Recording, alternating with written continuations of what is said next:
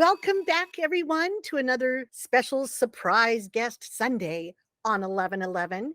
Today, I am thrilled to have a friend I have known on Facebook for 12 years and have had the opportunity to work with, to make mischief with, and basically just enjoy for the last decade plus.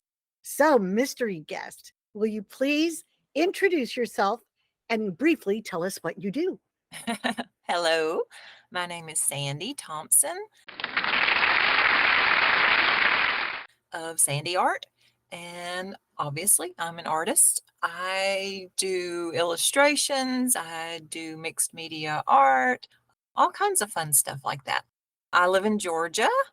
I've been doing commissions for the past few years, and it's been really interesting. I've changed my form of art since I first started. I do mixed media art now, which for people who don't know what that is, it's a combination of using paint, you use papers with it, kind of make it 3D. You add in things with it. It's not just markers or paint. And that's what I've been doing a lot lately. And it's been fun. Wonderful. Thank you. We're having you on as the guest for the last day of Kindness and Compassion Week because you exude both of these qualities consistently. Well, with that in mind, I want to ask, how would you define kindness and compassion? Well, kindness is stepping out of your own comfort zone in order to help somebody, just being thoughtful, the little things in life, holding a door open for somebody, that sort of thing. Compassion is really empathizing and feeling the pain of others or just feeling they need help. You're really good at all that. Part of kindness and compassion is being kind to ourselves. And you have an aromatherapy course on the Omni Annex site. So, what can you tell us about your work with aromatherapy? Oh, it's wonderful. I first got involved with it. I was actually oddly in a mall. And you know how they have the little vendor carts out in some of the middle of malls? And this cart was just all fixed up, kind of like a Gypsy Bardo kind of thing. And that attracted me, but all the little bottles and the flowers and vines and plants, and it just attracted me right away. And I had never heard of it. And they had all these little bottles of essential oil, and so that made me wanna learn more, and from there, it just snowballed. And I've self-taught myself quite a bit about it. Scent and plants are amazing. They're healing and powerful, and it's nothing new, it's been around forever, we just forget about things sometimes as humans, don't we? And from there, I just started learning and making my own things, bath salts or perfumes or creams. And it's really thrilling to me when I actually can make something that actually helps somebody. That's just the best feeling. I have to ask, since we're in Kindness Week, and I'm asking because I'm basically amazed, you leave so many loving and supportive comments on social media for people. And frankly, I've never seen anything like it. You always find the perfect thing to say to make people feel better about whatever they're going through. So, out of curiosity, how many hours a day do you spend on Facebook? I've never timed myself. Probably Probably be good. scared if I did. No, not. I don't think it's any longer than anybody else out there. I don't know. I just seem to notice people's posts. Sometimes, not everybody posts sunshine and rainbows and flowers. And sometimes somebody might not even post a picture. We've become such a visual world that just scroll on by. But even when somebody doesn't post a picture, I read what they have. And often, there's a lot there. Sometimes I can read in between the lines.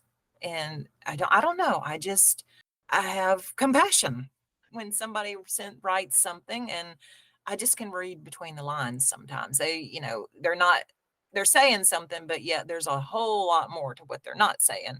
And I just feel it. I just feel it and I know it. And I just feel like I have to respond to them and let them know that somebody sees them. I absolutely love it. And you always write the perfect thing. And it's usually pretty lengthy. That's why I asked about how much time you spend. I'm Oh, like, if I click the heart icon, that's about as far as I go. So I'm just amazed you would write the most uplifting things. And I have no Get doubt long-winded sometimes.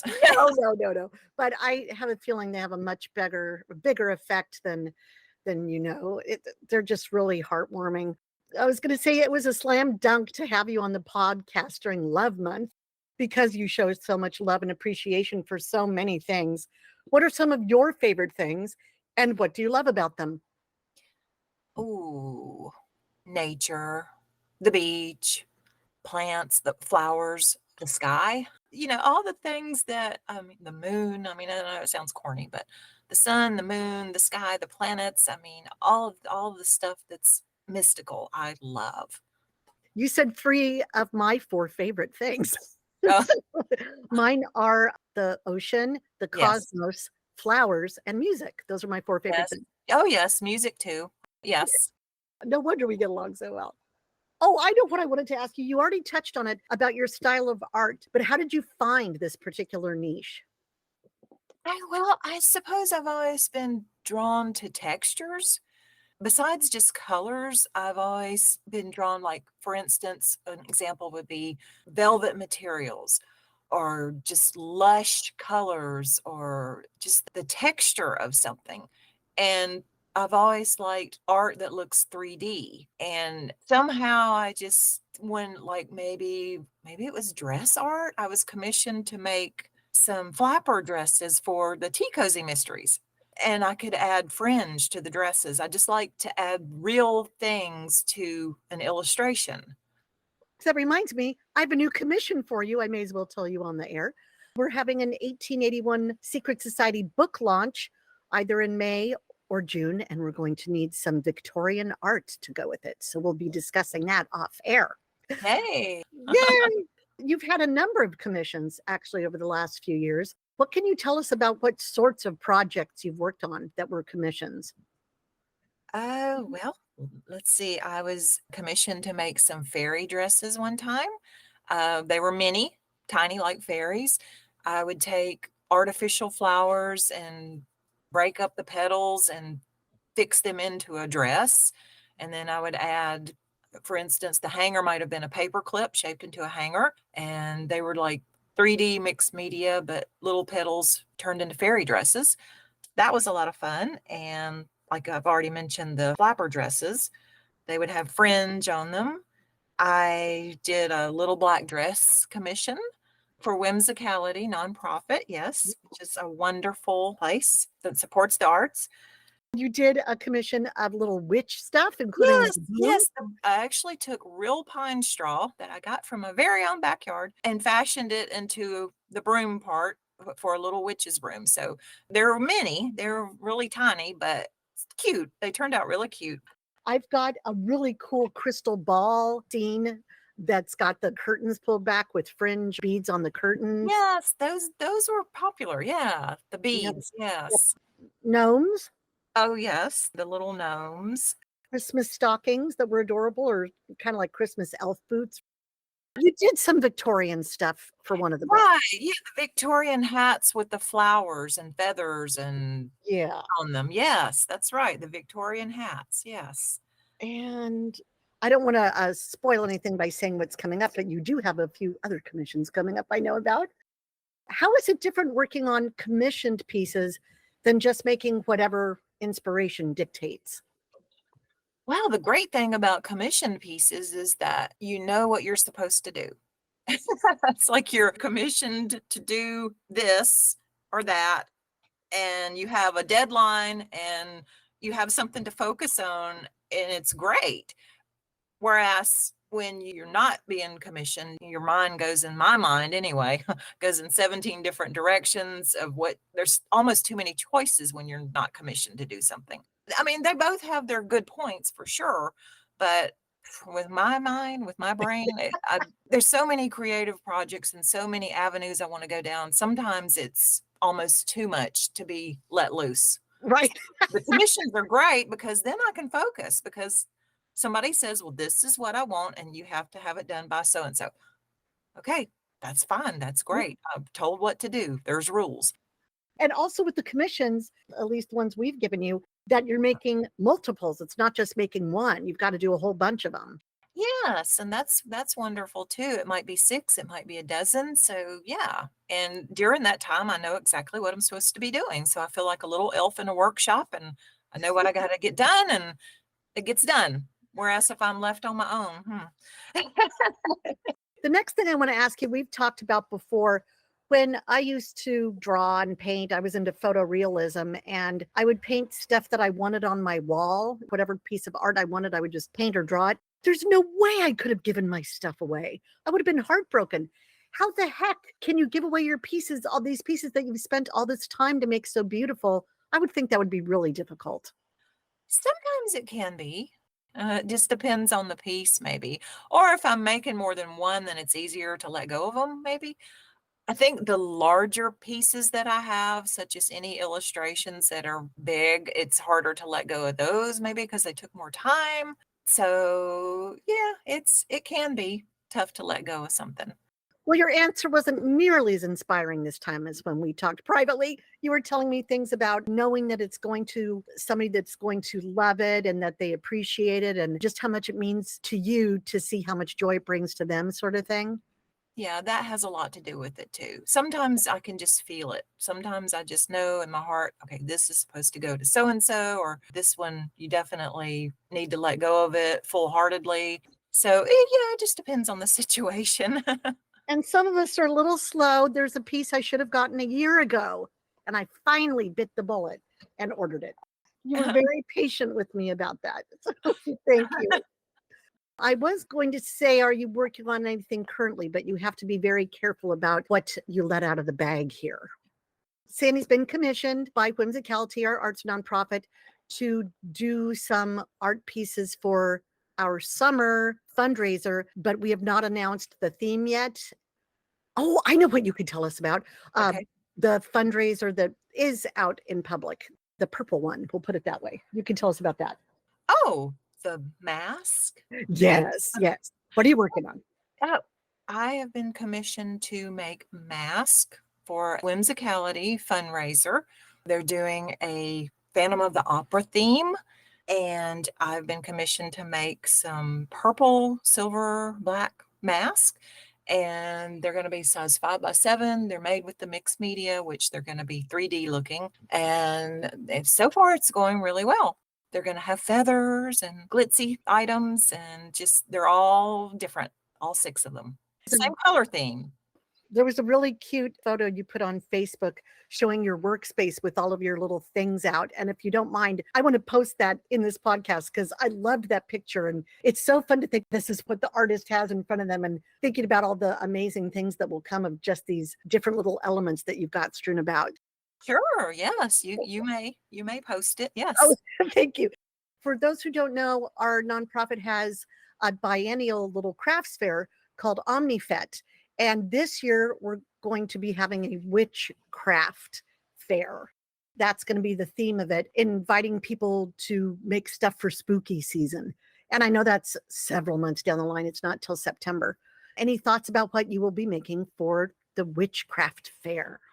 Oh, well, the hats that I've made in the past, they can have themes. Some of them, one of them that I made one time was the wine witch, and it, it had little tiny miniature wine bottles. I think they were supposed to go in a dollhouse. They're that kind of miniature stuff. And I fixed them with a ribbon onto a witch's hat, and it had little grapes coming from it. And that one was really popular. That was so cute. The ones I got this year were very unusual, and I loved them.